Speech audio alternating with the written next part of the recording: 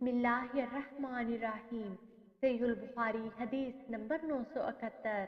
हजरत उम्मे अतिया रज़ी अल्लाह अन्हा से रवायत है, उन्होंने फरमाया, हमें हुक्म दिया जाता था कि ईद के दिन घर से निकलें, हत्ता कि कनवारी लड़कियों को इनके पर्दों के साथ निकालें और हाइजा औरतों को भी घरों से बरामद करें।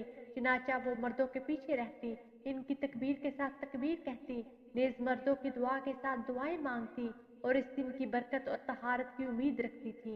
सहीह बुखारी हदीस नंबर 972। हजरत इब्ने उमर रजी अल्लाह अन्हु से रवायत है कि नबी सल्लल्लाहु अलैहि वसल्लम के सामने ईद उल फितर और ईद उल अज़हा के मौका पर नेज़ा गाड़ दिया जाता था, फिर आप इसकी तरफ मुंह करके नमाज पढ़ते थे। सहीह बुखारी हदीस नंबर 973। हजरत इब्ने उमर रजी अल्लाह अन्हु से रवायत है, उन्होंने फरमाया कि नबी सल्लल्लाहु अलैहि वसल्लम सुबह सवेरे ईदगाह की तरफ तशरीफ ले जाते और नेज़ा आपके आगे आगे उठाया जाता था, उसे ईदगाह में आपके सामने गाड़ दिया जाता तो आप इसकी तरफ मुंह करके नमाज पढ़ते थे।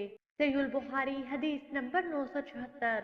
हजरत उम्मे अतिया रज़ी अल्लाह अन्हा से रवायत है, उन्होंने कहा, हमें हमारे नबी सल्लल्लाहु अलैहि वसल्लम ने हुक्म दिया कि हम नमाज ईद के लिए इन उजवान औरतों को भी निकालें जो पर्दा नशीन हैं।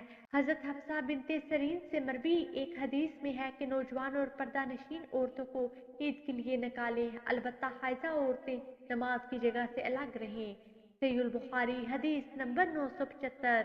हजरत इब्ने अब्बास रजी अल्लाह अन्हु से रवायत है, उन्होंने फरमाया, मैं एक दफा ईद उल फितर या ईद उल अज़हा के मौका पर नबी सल्लल्लाहु अलैहि वसल्लम के हमरा निकला, आपने नमाज पढ़ी, फिर हुतबा दिया, इसके बाद आप औरतों के पास आए और वाजो नसीहत फरमाने के बाद उन्हें सदका और खैरात का हुक्म दिया। लाइक कीजिए, ज्यादा से ज्यादा शेयर करें और हमारे हदीस प्रूफ चैनल को सब्सक्राइब करें। जज़ाकमुल्लाह खैरा। अगली वीडियो तक के लिए इजाजत दीजिए। अल्लाह निगहबान।